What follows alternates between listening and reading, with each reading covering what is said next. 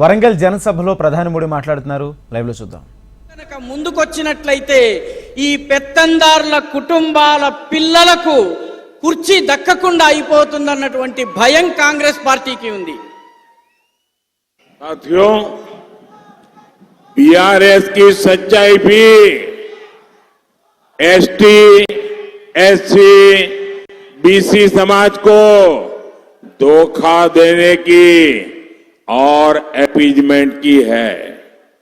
BRS ने 2014 में आपसे वादा किया था कि वो सरकार में आई तो दलित सीएम बनाएंगी, और सीएम कौन बना था? बीआरएस ने यहां दलित बंधु स्कीम के नाम पर भी आपका भरोसा तोड़ा, और यही बीआरएस है जिसने अपनी अपीजमेंट पॉलिटिक्स को आगे बढ़ाते हुए मुस्लिम आईटी पार्क बनाने की बात कही थी. మిత్రులారా, బీఆర్ఎస్ యొక్క వాస్తవాన్ని కూడా తెలుసుకుందాం. ఎస్సీలు, షెడ్యూల్డ్ కులాలు, షెడ్యూల్డ్ తరగతులు, ఎస్టీలు, అదేవిధంగా బీసీ సమాజానికి మోసం చేయడము, బుజ్జగింపు రాజకీయాలే బీఆర్ఎస్ యొక్క రాజకీయాలు. 2014లో అధికారంలోకి వస్తే ఒక దళితుణ్ణి ముఖ్యమంత్రిగా చేస్తామని వాగ్దానం చేశారు. కానీ ఈ ముఖ్యమంత్రి ఎవరయ్యారు? బీఆర్ఎస్ దళిత బంధు స్కీమ్ పేరిట కూడా మిమ్మల్ని, మీ నమ్మకాన్ని వమ్ము చేసింది. అంతేకాదు, ఇదే బీఆర్ఎస్ ఇదే బుజ్జగింపు రాజకీయాల్లో భాగంగా, మైనారిటీ బుజ్జగింపు రాజకీయాల్లో భాగంగా ముందుకు వెళుతూ కేవలం ముస్లిముల కోసము ఐటీ పార్కులను ఏర్పాటు చేస్తామని కూడా ప్రకటించింది. ये हमारा कल्चर देखिए. हमें 14 में आपने सेवा करने का मौका दिया तो हमने सबसे पहले राष्ट्रपति बनाए रामनाथ कोविंद जी, एक दलित को.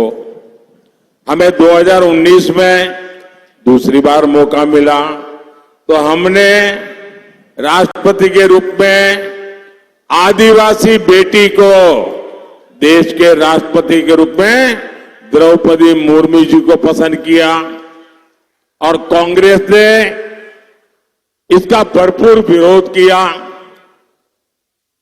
మిత్రులారా, అదే మా సంస్కృతిని చూడండి. 2014లో మేము తొలిసారి అధికారంలోకి రాగానే 2014లో రామ్నాథ్ కోవింద్ ఒక దళిత సమాజానికి చెందినటువంటి నేతను ఈ దేశపు రాష్ట్రపతిగా చేశాము. 2019లో ఆదివాసీ సముదాయానికి చెందినటువంటి ద్రౌపది ముర్ము గారిని దేశపు రాష్ట్రపతిగా చేశాము. కాంగ్రెస్ ఈ రెండిటిని వ్యతిరేకించింది. साथियों, मैं बहुत सोच रहा था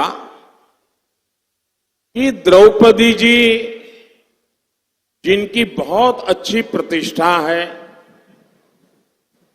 आदिवासी समाज की एक प्रतिष्ठित बेटी है, उसको हम राष्ट्रपति बना रहे हैं, तो कांग्रेस उनको हराने के लिए इतनी मेहनत क्यों कर रही है? कांग्रेस आदिवासियों को नाराज क्यों कर रही है? मैं सोचता रहता था, लेकिन मुझे समझ नहीं आता था. मुझे लगता है ठीक है, ये शाहजादे का दिमाग ऐसा है तो शायद वो द्रौपदी जी का विरोध कर रहा है, उनको चुनाव में हराने के लिए निकल पड़ा है. लेकिन मुझे आज पता चला कि ये कांग्रेस पार्टी द्रौपदी मुर्मू, जो एक आदिवासी बेटी थी, उसको हराने के लिए क्यों मैदान में उतरे थे. आज मुझे पता चला कि अमेरिका में ये शहजादे के अंकल रहते हैं. ये शहजादे के अंकल, वो उनको फिलोसोफर एंड गाइड है.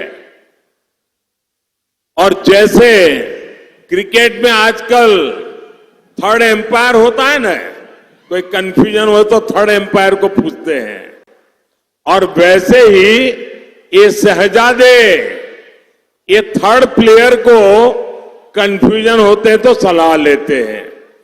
ये शहजादे के फिलोसोफर एंड गाइड अंकल ने बड़ा रहस्य खोला है। उसने कहा है कि जिनका चमड़ी का रंग काला होता है ये सब अफ्रीका के हैं। मतलब आप सबको, मेरे देश के अनेक लोगों को चमड़ी के रंग के आधार पर उन्होंने इतनी बड़ी गाली दे दी। तब जाकर के मुझे समझ आया कि चमड़ी का रंग देख करके उन्होंने मान लिया कि द्रौपदी मुर्मू भी अफ्रीकन है और इसलिए उनकी चमड़ी का रंग काला है तो उनको हराना चाहिए। ये सोच आज पहली बार मुझे तो पता चला कि ये दिमाग कहां काम कर रहा है इनका, ये देश को कहां ले जाएंगे। अरे चमड़ी का रंग कोई भी हो, हम तो श्री कृष्ण की पूजा करने वाले लोग हैं जिसकी चमड़ी का रंग यहां हम सब जैसा रंग था। మిత్రులారా, నేను చాలా ఆలోచించాను. ద్రౌపది ముర్ము గారిని ఇంత సుప్రతిష్ఠితమైనటువంటి ఆదివాసీ సముదాయానికి చెందినటువంటి ద్రౌపది ముర్ము గారిని కాంగ్రెస్ పార్టీ ఇంత తీవ్రంగా ఎందుకు వ్యతిరేకించింది? మొత్తము ఆదివాసీ సముదాయపు వ్యతిరేకత వచ్చినా కూడా లెక్క చేయకుండా ఆమెను ఎందుకు వ్యతిరేకించింది అన్నది ఎంత ఆలోచించినా అర్థం కాలేదు. చివరికి నాకు ఇప్పుడు అర్థమవుతున్నది ఏమిటంటే ద్రౌపది ముర్ము గారి చర్మపు రంగు నలుపు. ఇక్కడ ఉన్నటువంటి రాజకుమారుడికి అమెరికాలో ఒక ఫ్రెండ్, ఫిలాసఫరు, గైడ్ అంటే మిత్రుడు, సఖుడు, మార్గదర్శి ఉన్నారు. ఆయన ఈ అంకుల్ ఎవరైతే అమెరికాలో ఉన్నారో ఆయన ఈ మధ్య ఒక మాట చెప్పారు. చర్మము రంగు నల్లగా ఉన్న వాళ్ళందరూ ఆఫ్రికన్లు అని చెప్పారు. మీరంతా మీ చర్మము రంగు నల్లగా ఉంది అంటే మిమ్మల్ని అందరినీ కూడాను ఒక పెద్ద తిట్టినట్టుగా, చాలా అవమానకరంగా మాట్లాడినట్టుగా మీరు భావించాలి. నాకు అర్థమైనప్పుడు చర్మము రంగుని బట్టి ద్రౌపది ముర్ము గారిని కూడా ఆఫ్రికన్ అని ఆయన భావించారు. అందుకే ఓడించాలని చెప్పి ఆయన బోధించారు. మెదడు ఎక్కడిది, ఆలోచన ఎక్కడిది అన్నది మనం అర్థం చేసుకోవాలి. చర్మపు రంగు నల్లగా ఈ దేశంలో చాలా మందికి ఉంటుంది. భగవాన్ శ్రీకృష్ణుడి చర్మపు రంగు కూడా నీలం రంగులో, నల్ల రంగులో, మనందరి రంగులో ఉంటుందని గమనించాలి. साथियों, मैं एक गंभीर सवाल आज आपको पूछना चाहता हूं. मैं पहले चाहूंगा कि तेलुगु में उसका अनुवाद हो ताकि मेरा सवाल मैं सही तरीके से आपको पूछ सकूं. మిత్రులారా, నేను ఇప్పుడు ఒక ముఖ్యమైన ప్రశ్న మిమ్మల్ని అడగబోతున్నాను. దీన్ని తెలుగులో నేను వివరిస్తాను. ఆ తరువాత మీరు దీనికి జవాబు ఇవ్వవలసి ఉంటుంది. साथियों, मेरा सवाल है और आप तेलुगु में बोलने के बाद मुझे जवाब देना. क्या हमारे देश में ये शहजादे, मैं बहुत गुस्से में हूं आज दोस्तों, मुझे कोई गाली दे मुझे गुस्सा नहीं आता है, मैं सहन कर लेता हूं. लेकिन आज शहजादे के फिलोसोफर ने इतनी बड़ी गाली दी है जिसने मुझ में गुस्सा भर दिया है. कोई मुझे बताइए, क्या मेरे देश में चमड़ी के रंग के आधार पर लोगों की योग्यता तय होगी? क्या चमड़ी के रंग का खेल शहजादे को किसने इजाजत दी है? संविधान सर पे लेकर के नाचने वाले लोग चमड़ी के रंग के आधार पर मेरे देशवासियों का अपमान कर रहे हैं. మిత్రులారా, ప్రశ్నను తెలుగులో వివరిస్తాను. మన దేశంలో కూడా ఈ రాకుమారుడు ఎవరైతే ఉన్నారో ఈ పెత్తందారుల పెద్ద కుమారుడు ఎవరైతే ఉన్నారో ఆయన మీద నాకు చాలా కోపం వస్తుంది. నన్ను తిడితే నాకు కోపం రాదు, కానీ నా దేశంలో ఉన్నటువంటి అనేక మంది ప్రజలను, ఇక్కడ ఉన్నటువంటి వాళ్ళ చర్మం రంగుని పట్టి ఈ దేశపు రాకుమారుడి ఫిలాసఫర్ వారి యొక్క మార్గదర్శకుడు లండన్లో కూర్చుని అమెరికాలో కూర్చుని తిట్టడము నాకు కోపం తెప్పిస్తోంది. మీరు చెప్పండి, ఈ దేశంలో చర్మపు రంగుని పట్టి యోగ్యతను నిర్ధారిస్తారా? జవాబివ్వండి. ఈ దేశంలో రాజ్యాంగాన్ని తమ నెత్తిన పెట్టుకుని తిరిగేటటువంటి వాళ్ళు చర్మం ఆధారంగా వ్యక్తుల గొప్ప హెచ్చు తగ్గులని నిర్ధారించడం సబబా? జవాబివ్వండి. शहजादे, आपको जवाब देना पड़ेगा। चमड़ी के रंग के आधार पर मेरे देशवासियों का अपमान मेरा देश सहन नहीं करेगा और मोदी तो कतई नहीं करेगा। మిత్రులారా, మీరు జవాబు చెప్పాలి. చర్మం రంగు ఆధారంగా ఈ దేశంలో వ్యక్తులను అవమానపరచటం ఈ దేశంలో సాధ్యం కాదన్నటువంటి విషయాన్ని మీరు జవాబు రూపంలో చెప్పాలి. ఈ దేశం యొక్క ప్రతిష్టను భగ్నం చేసేటటువంటి ప్రయత్నాన్ని మోదీ సహించరు. ఈ విషయాన్ని కూడా మీరు అర్థం చేసుకుని కరతాళ ధ్వనుల ద్వారా మీరు చెప్పండి. साथियों, कांग्रेस के कुशासन की कीमत तेलंगाना के किसानों ने भी चुकाई है। बीआरएस ने कालेश्वरम घोटाला किया था। कांग्रेस बीआरएस को बचाने में लगी है। कालेश्वरम प्रोजेक्ट पर इसका लूट का नुकसान हमारे किसानों को हो रहा है।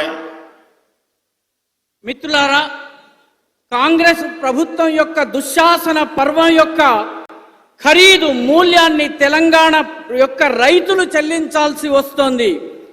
బీఆర్ఎస్ ప్రభుత్వము కాళేశ్వరం స్కామ్ కి పాల్పడింది. కాంగ్రెస్ ప్రభుత్వము బీఆర్ఎస్ ని కాపాడేందుకు ప్రయత్నిస్తోంది. కాళేశ్వరం ప్రాజెక్టు పేరిట జరిగినటువంటి లూటీ యొక్క నష్టాన్ని రైతులు భరించాల్సి వస్తోంది. साथियों, बीजेपी के लिए किसान हमारी टॉप प्रायोरिटी है, पहली प्राथमिकता है। हमने टर्मरिक किसानों के लिए टर्मरिक बोर्ड बनाया।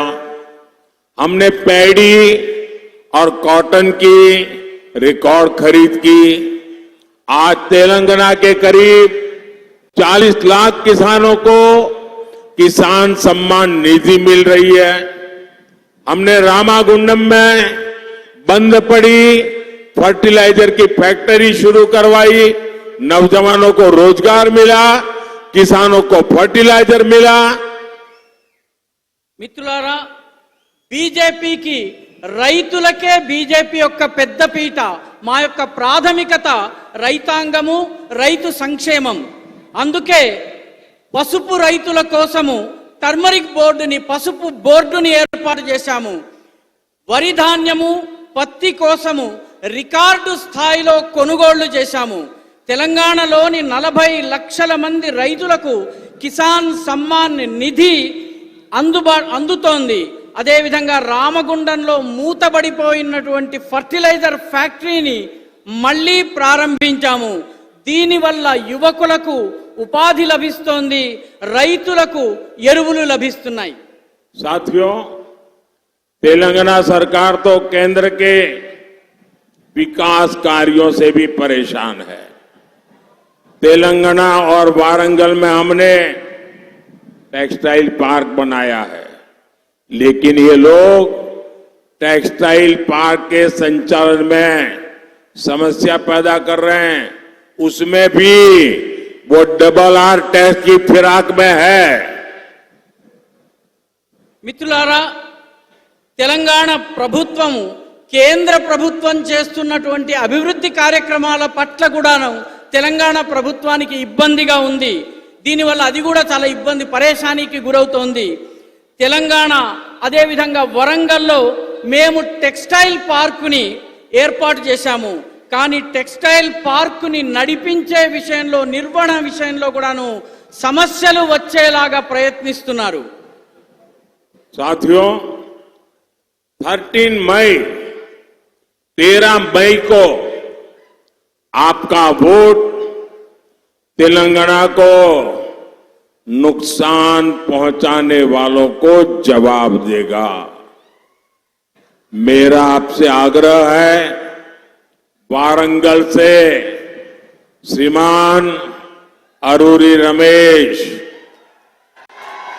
महबूबाबाद से डॉक्टर सीताराम नाइक, ये हमारे दोनों साथियों को लोकसभा में भेजना है. ये लोग पार्लियामेंट में आएंगे तो मोदी की ताकत बढ़ जाएगी. और इसलिए कमल का फूल, कमल के फूल पे बटन दबाना, और आप कमल के फूल पर बटन दबाएंगे, वो वोट सीधा सीधा मोदी को जाएगा. और आपका वोट देश को विकसित बनाएगा. आपका वोट तेलंगाना को विकसित बनाएगा. और ये मोदी आप सबको इसकी गारंटी देता है. మిత్రులారా, మే 13వ తారీఖున తెలంగాణకు నష్టం చేస్తున్నటువంటి, ఇబ్బందులు కలిగిస్తున్నటువంటి వాళ్లకు జవాబు చెప్పవలసినటువంటి సమయం వచ్చింది. మీ అందరినీ నేను కోరుతున్నాను, వరంగల్ నుంచి శ్రీమాన్ ఆరూరి రమేష్ గారిని, మహబూబాబాద్ నుంచి డాక్టర్ సీతారాం నాయక్ గారిని లోకసభకు పంపించండి. మోదీకి బలం చేకూర్చండి. కమలం పువ్వు గుర్తు మీద బటన్ని నొక్కండి. వీళ్ళిద్దరినీ భారీ మెజారిటీతో గెలిచి ఢిల్లీకి వెళ్లేలా చేయండి. మీ ఓటు ఒక అభివృద్ధి చెందినటువంటి వికసిత భారతదేశాన్ని, అదేవిధంగా వికసిత తెలంగాణను చేస్తుందని మోదీ యొక్క గ్యారంటీగా నేను మీకు మాటిస్తున్నాను.